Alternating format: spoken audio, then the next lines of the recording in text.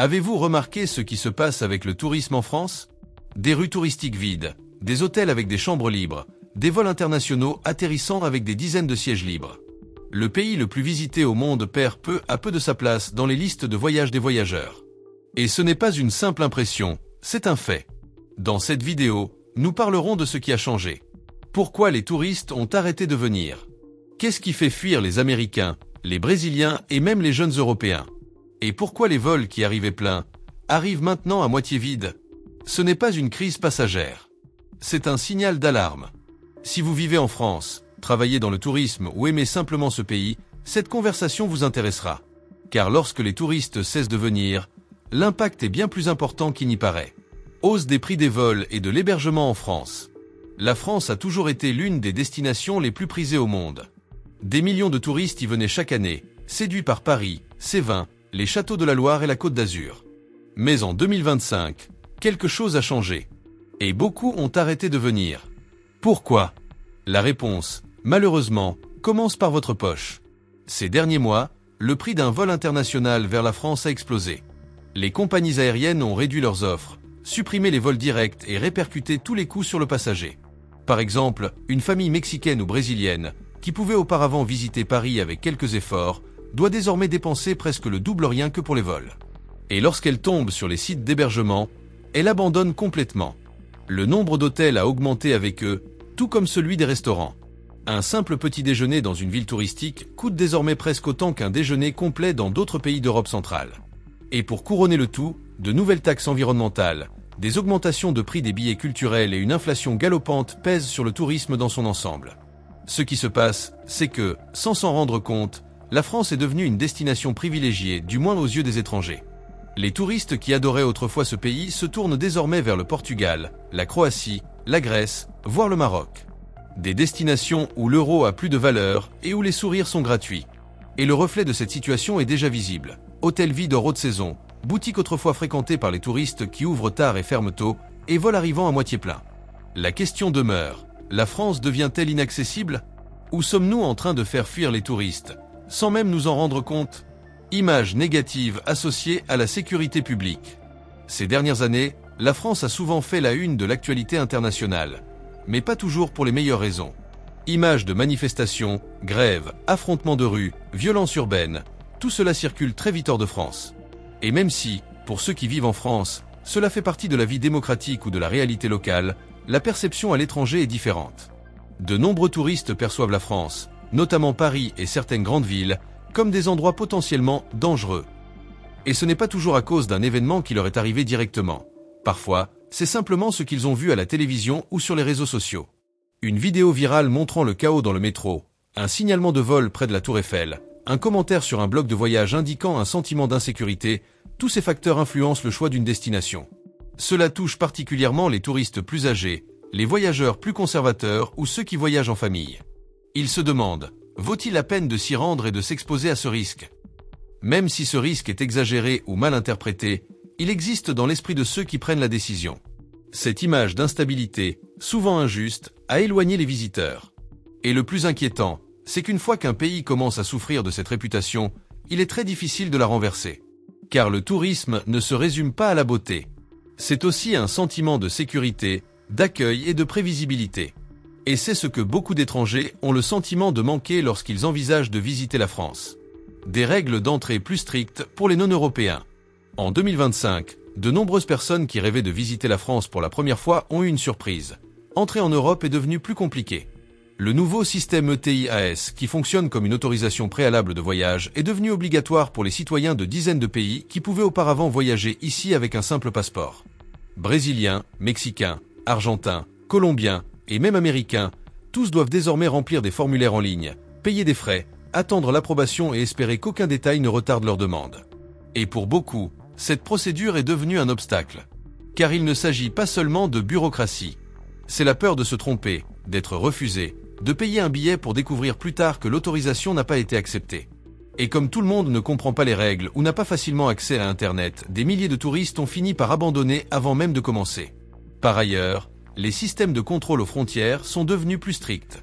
Vérifications automatisées, croisement des données des réseaux sociaux, vérification des antécédents de voyage. Le simple fait d'entrer en France, qui semblait autrefois si facile, est devenue une opération délicate pour les non-européens. Et cela a un impact direct sur le tourisme. De nombreux pays d'Amérique latine, d'Asie et d'Afrique, qui accueillaient autrefois des milliers de visiteurs chaque année, se trouvent désormais confrontés à une sorte de barrière invisible. Une barrière qui n'apparaît pas dans les guides touristiques, mais qui se ressent immédiatement dès la planification d'un voyage. La France reste une destination prisée, mais de plus en plus difficile d'accès pour de nombreux étrangers. C'est pourquoi les vols sont de moins en moins fréquents. Concurrence de nouvelles destinations moins chères. Pendant des décennies, visiter la France a été le summum du tourisme international. Mais le monde a changé, et les touristes aussi. Aujourd'hui, ceux qui souhaitent découvrir des châteaux, des restaurants raffinés, des plages magnifiques et des villes historiques n'ont plus besoin de se rendre à Paris, Lyon ou Nice. Il suffit de regarder autour d'eux. Portugal, Croatie, Albanie, Maroc, Turquie, tous ces pays ont investi massivement dans le tourisme, offrant des expériences à la française à une fraction du prix. Ces destinations ont compris une chose essentielle. Le touriste de 2025 veut dépenser moins et être bien accueilli. Il recherche l'authenticité, mais il veut aussi avoir le sentiment d'en avoir pour son argent. Et c'est exactement ce que beaucoup trouvent hors de France. Alors qu'ici les prix augmentent, les files d'attente s'allongent et certains services deviennent impersonnels, ces pays offrent des hébergements moins chers, moins de bureaucratie et un accueil qui rappelle la France d'antan, celle qui enchantait non seulement par son luxe, mais aussi par sa chaleur humaine. De plus, le marketing dans ces pays devient plus agressif. Plateformes vidéo, réseaux sociaux et influenceurs du monde entier vantent des destinations alternatives comme de véritables paradis cachés. Résultat, le touriste moyen, qui auparavant serait venu en France sans hésiter, le fait désormais, et finit par choisir une autre destination. La concurrence est de plus en plus féroce. Et si la France ne s'adapte pas en termes de prix, d'hospitalité et d'expérience, elle continuera de perdre du terrain sur la scène touristique mondiale. Crise économique aux États-Unis et en Amérique latine. En 2025, voyager en Europe est devenu un luxe même pour ceux qui venaient auparavant fréquemment. Aux États-Unis, l'inflation accumulée ces dernières années, les taux d'intérêt élevés et l'instabilité politique ont directement affecté le portefeuille de la classe moyenne. De nombreuses familles qui passaient auparavant l'été à Paris ou voyaguaient en Europe se serrent désormais la ceinture. Elles privilégient les voyages intérieurs, plus courts et moins chers, voire ne voyagent tout simplement pas. En Amérique latine, la situation est encore plus préoccupante. Dans des pays comme l'Argentine, la Colombie et le Brésil, le pouvoir d'achat a chuté. L'euro est devenu trop cher. Et lorsque les touristes latino-américains calculent le coût total d'un voyage en France, vol, hébergement, nourriture et taxes compris, ils réalisent que ce n'est tout simplement pas abordable. Et il ne s'agit pas seulement de touristes individuels. Les agences de voyage ont annulé des forfaits, les écoles ont reporté des programmes d'échange et les entreprises ont réduit leurs voyages de motivation. C'est un effet domino. Conséquence, moins de touristes dans les rues de Paris, moins de réservations d'hôtels et moins de dépenses dans les cafés, les musées et les boutiques. La France, qui a toujours été l'une des destinations les plus prisées des Américains et des Latino-Américains, voit aujourd'hui ce flux décliner, non pas par manque d'intérêt, mais par manque de moyens financiers. Et le plus étrange, c'est que beaucoup de ces touristes rêvent encore de venir. Mais pour l'instant, ils restent chez eux. Les touristes préfèrent les expériences locales. Un changement silencieux mais très puissant a commencé à se produire ces dernières années. Le touriste traditionnel se transforme. Auparavant, voyager en France signifiait visiter la Tour Eiffel, entrer au Louvre et prendre des photos dans les cafés classiques de Montmartre. C'était plutôt un tourisme de carte postale. Aujourd'hui, de plus en plus de personnes recherchent quelque chose de différent, des expériences locales, authentiques, moins évidentes et plus immersives. Quel est le rapport avec les vols à vide? Tout. Car au lieu de prendre l'avion pour traverser l'Atlantique et visiter les grandes capitales européennes, nombreux sont ceux qui choisissent de vivre des expériences culturelles plus près de chez eux. Aux États-Unis, par exemple, on assiste à une explosion du tourisme intérieur. Petites villes, fermes et routes gastronomiques. Au Brésil et au Mexique, le phénomène se poursuit avec des plages, des montagnes et des villages historiques peu explorés. De plus, il existe une lassitude générale envers le tourisme de masse. Les files d'attente interminables, les lieux bondés, les prix exorbitants et le sentiment de tout voir à travers un prisme, sans vraiment le vivre. Et beaucoup de touristes ne veulent plus de cela. Ils préfèrent passer quelques jours dans un village espagnol méconnu, faire du pain avec une famille locale dans la campagne italienne, ou simplement explorer une destination moins connue, mais avec plus d'âme. Et la France, malheureusement, est devenue trop étroitement associée au tourisme traditionnel, aux grandes attractions que tout le monde connaît déjà et moins à ces nouvelles expériences. L'enjeu est désormais de retrouver ce côté plus humain et plus intime que possède la France, mais qui a été perdu dans la ruée du tourisme de masse. Usure de la marque France auprès des jeunes touristes. Pendant longtemps, la France a été synonyme de rêve. Paris était la destination des amoureux, de la culture, de la mode et de l'art. Mais en 2025, cette image n'enchante plus autant, surtout auprès des jeunes touristes. La nouvelle génération aspire à plus que la beauté. Elle aspire à l'inclusion, à l'acceptation et à la liberté d'être elle-même. À cet égard, la perception de la France à l'international évolue. De nombreux jeunes déclarent se sentir mal accueillis, confrontés à des commentaires préjudiciables, faire preuve d'un manque de patience envers les non-francophones, voire ressentir une certaine distance culturelle dans les services. Cela crée une impression de froideur et de formalité forcée. Alors que d'autres pays privilégient des expériences décontractées, avec une ambiance jeune, des bandes sonores modernes, des guides souriants et une communication décontractée, la France est encore perçue par beaucoup comme une destination exigeant étiquette, posture et même un certain manuel de conduite. De plus, l'image de la France sur les réseaux sociaux, dans les séries télévisées et même dans les jeux vidéo n'est plus aussi glorieuse. Beaucoup de jeunes n'ont jamais entendu Piaf, ne connaissent pas Monet et ne rêvent pas d'un pique-nique sur le champ de Mars. Ils rêvent de plages asiatiques, de festivals en Europe de l'Est et de cafés alternatifs en Amérique du Sud. La marque France est toujours forte, mais elle vieillit. Et si elle ne se réinvente pas rapidement, elle continuera d'aliéner précisément le public qui voyage le plus, consomme le plus et partage le plus, les jeunes. Restrictions accrues sur les vols internationaux. Le transport aérien sera différent en 2025. Et cela aura un impact direct sur le nombre de touristes arrivant en France.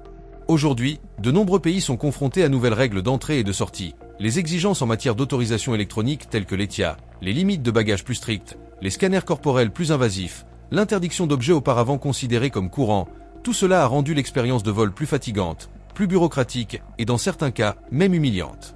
De plus, les compagnies low cost, qui amenaient autrefois des millions de touristes en Europe, réduisent leurs liaisons, facturent tout et rendent les réservations difficiles. Annulation de dernière minute, longues attentes à l'aéroport et hausse des tarifs ont poussé de nombreuses personnes à abandonner leur voyage. Il y a aussi la question environnementale. De nombreux jeunes et familles évitent les longs vols par souci écologique. Le mouvement dit « Flixcam » ou « honte de l'avion », né dans les pays nordiques, prend de l'ampleur dans d'autres régions du monde. Par conséquent, les destinations accessibles en train ou en voiture sont de plus en plus prisées par rapport aux traversées maritimes en avion.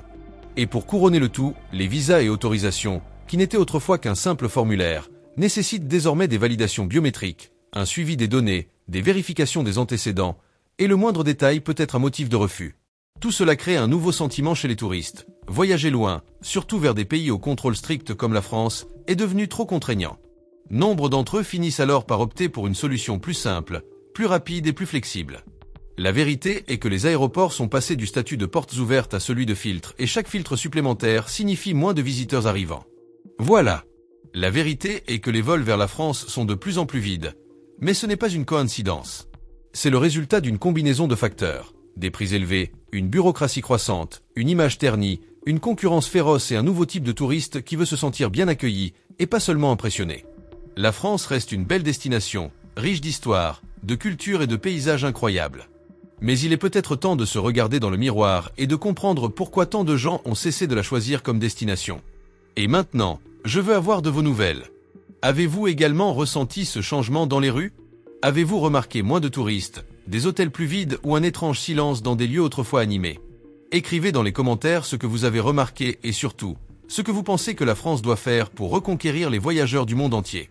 Si cette vidéo vous a fait réfléchir, partagez-la avec quelqu'un qui travaille dans le tourisme ou qui en vit. Plus les gens seront informés, plus grandes seront les chances de changer la situation. Et bien sûr, si vous souhaitez continuer à recevoir du contenu comme celui-ci, avec des données réelles, une analyse claire et un langage direct, abonnez-vous à la chaîne et activez les notifications. Rendez-vous dans la prochaine vidéo.